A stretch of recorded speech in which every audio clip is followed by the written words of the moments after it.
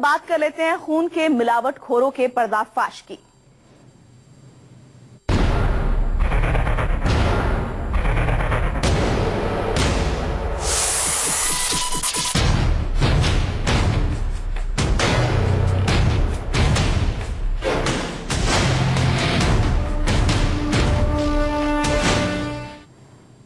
आपने टीवी पर, रेडियो पर, अखबारों में ये कोटेशन जरूर पढ़ा होगा। कहते हैं रक्तदान महादान। आज हम आपको लोगों को एक ऐसे ब्लड बैंक की तस्वीर दिखाने जा रहे हैं जहां इस जुमले को दर्शाते हुए बड़े बड़े बोर्ड तो लगे हैं, लेकिन यहां वर्षों से, सालों साल से चला आ रहा है खून के अवैध कारोबार का धंधा। हालांकि जब इस बात की जानकारी पटना पुलिस के कानों तक आई तो पुलिस ने इस ब्लड बैंक में छापामारी की। यहां से दर्जनों असली और नकली ब्लड यूनिट को बरामद किया गया। गौरतलब है कि इससे पहले भी इसी ब्लड बैंक में पटना पुलिस ने आज से 3 साल पहले भी इसी तरह की छापेमारी की थी और गोरख धंधे का रस उद्घाटन किया था। अब यहां इस तरह का काला कारोबार आगे से नहीं होगा, लेकिन पटना पुलिस के इस दावे की इन खून के सौदागरों ने हवा कैसे निकाली है, देख लीजिए आप खुद इस रिपोर्ट में।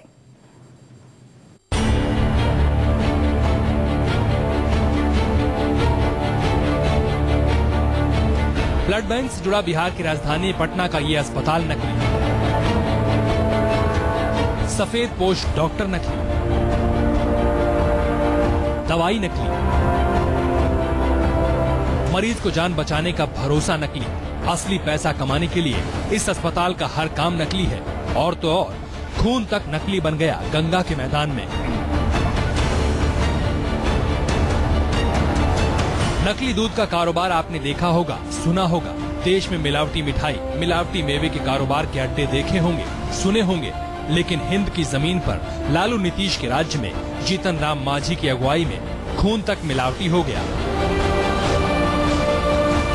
महात्मा बुद्ध और सम्राट अशोक के हिंदुस्तान में इंसानी जिंदगी को बचाने वाले सफेद पोश डॉक्टरों की अगुवाई में ये ब्लड बैंक बना था। नाम शशि ब्लड बैंक। एक ही इंसान की नसों से चंद नोटों के बदले हर रोज खून निकालने का काला कारोबार तो देश के हर कोने में फल फूल रहा है। लेकिन इस ब्लड बैंक ने तो सारी हदें पार कर दी मिलावटी खून बनाने के काम में। जैसे थाना प्रभारी ने बताया, सिविल सर्जन के इनिशिएटिव पे, और इम्पोर्टेंट ये था कि सूचना थी कि ब्लड में कलर मिक्स करके बेचा जा रहा है। तो ऑब्वियसली मुझे लगता है कि ये मानवता के साथ खेलने वाला क्राइम है। पटना पुलिस ने इस ब्लड बैंक के भीतर चल रहे खूनी कारोबार का पर्दाफाश किया तो देश में शैतानी दिमाग बन चुके काले कारोबारियों की नई नस्ल सामने आ गई। इस बैंक में खून में मिलावट की जा रही थी। नशेबाजों से ब्लड खरीदा जा रहा था। 1 यूनिट ब्लड से 3 यूनिट ब्लड बनाया जा रहा था। आप पूछेंगे कैसे? तो जैसे 1 लीटर दूध से कई लीटर नकली सिंथेटिक दूध तैयार किया जाता है, वैसे ही 1 यूनिट ब्लड में स्लाइन वाटर मिलाकर उसे 3 यूनिट, 4 यूनिट तक ब्लड बनाने का काला धंधा सियासत और प्रशासन के नामचीन हुक्मरानों के साथ मिलकर चल रहा था। गांधी मैदान के आसपास जो मजदूर आते हैं, गांव से मजदूर आते हैं, और उनके पास इनकम सोर्स के तौर पे कुछ इस तरह से ये होता नहीं। तो उस वक्त 3 साल पहले उनको 200 रुपए से लेके 500 रुपए तक दिया जाता था एक बोतल के लिए। और वो भी मुझे लगता है कि मानवता के साथ खिलवाड़ करने वाला अपराध है। और उसी के आलोक में वहाँ पे रेड भी हुआ था और एक ट्रैप बिछा के हुआ था। दिमाग तो गंदला हुआ ही था हमारा, अब खून भी गंदला हो गया हमारा। मर गई इंसानियत कारोबार से जुड़े विषैले सियासतदानों के सामने। बिहार की धरती, बुद्ध की धरती, ब्लड बैंक के आवरण में छुपे काले कारोबारियों, तुम जो भी हो, इंसानियत के दुश्मन हो। काले पैसों पर पलने वाली सियासत भले तुम्हें बचा ले, लेकिन कुदरत की अदालत में हिसाब तुम्हारा भी होगा। तुम्हारा मिलावटी खून कारोबार, नकली खूनी कारोबार तुम्हें ही खत्म करने का सबब बनेगा। अमिताभ ओझा, पटना, न्यूज़ 24।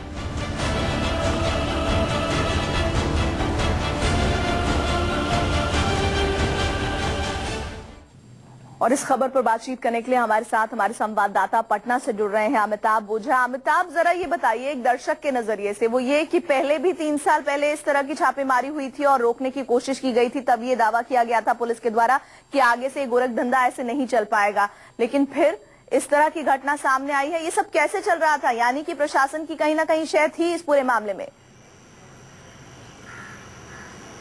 बिल्कुल प्रीति, यह जो ब्लड बैंक है पटना के सबसे बड़े, सूबे के सबसे बड़े अस्पताल पीएमसीएच के ठीक सामने स्थित है शशि ब्लड बैंक।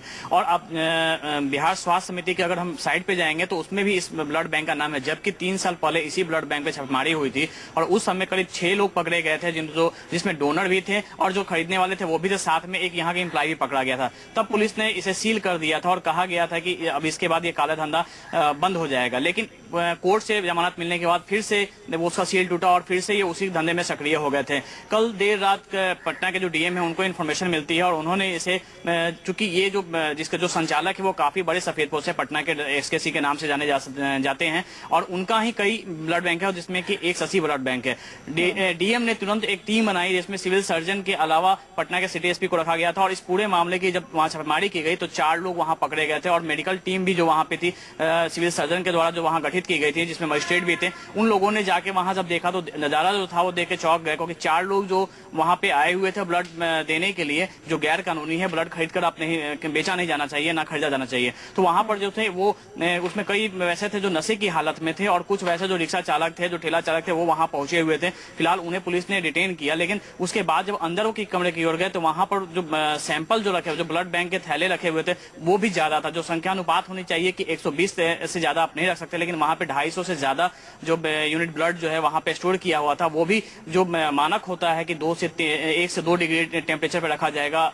खास तौर पे रेफ्रिजरेटर में, जो खास रेफ्रिजरेटर होता है उसमें रखा जाएगा, लेकिन वहां इस तरह से कुछ नहीं था। जो जनरल रेफ्रिजरेटर थे उसमें वो रखा हुआ था। तो निश्चित पे 2 मामले वहां पे बनते हैं और जो जानकारी वहां पे जो मालूम चला, जो इंस्पेक्टर जो टीम वहां पे मौजूद थी ड्रग विभाग की, उन्होंने बताया कि इसमें जो डोनर जो होते हैं, जो ब्लड देते हैं, किसी की जो गाढ़ा खून होता है, हीमोग्लोबिन ज्यादा होता है, तो उसमें होता क्या है कि स्लाइन वाटर मिला के स्लाइन वाटर घुल जाता है और उसके बाद 2 लीटर से ये 5 से 6 लीटर तक बना देते हैं। और जो ग्रामीण इलाके के जो लोग आते हैं, जो खरीदार आते हैं, जिन्हें कहीं से ब्लड नहीं मिल पाता, चूंकि क्राइसिस होती है ब्लड की, सीमित है, 3 ब्लड बैंक सरकारी हैं जो पटना में जो ब्लड देते हैं, जबकि मरीज हजारों की तादाद में डेली पटना में आते हैं जिन्हें जरूरत होती है। तो वो ऐसे ब्लड बैंक की ओर जाते हैं, जो दलाल होते हैं उन्हें लेके जाते हैं और वहां से ये ब्लड खरीदते हैं। आप जानकर चौंक जाएंगे, सिर्फ 400 यूनिट में जो ब्लड खरीदा जाता है उसे 2200 से 2300 यूनिट प्रति यूनिट बेचा जाता है, गरीब मरीजों को बेचा जाता है। और वो सिर्फ पानी होता है जो शरीर में पहुंचने के बाद नुकसानदेह ही साबित हो सकता है, कहीं से उसे मदद नहीं मिलनी है। अमिताभ, लेकिन जो आप ये खबर बता रहे हैं ये बेहद चौंकाने वाली है और कम से कम पटना और उसके आसपास के बाशिंदों को ये बताने की, ये आगाह होने की जरूरत है इस बात से कि कहीं वो इस तरह के ब्लड बैंक से तो अपने परिवार के सदस्य जिनकी जान जोखिम में है और ये उम्मीद की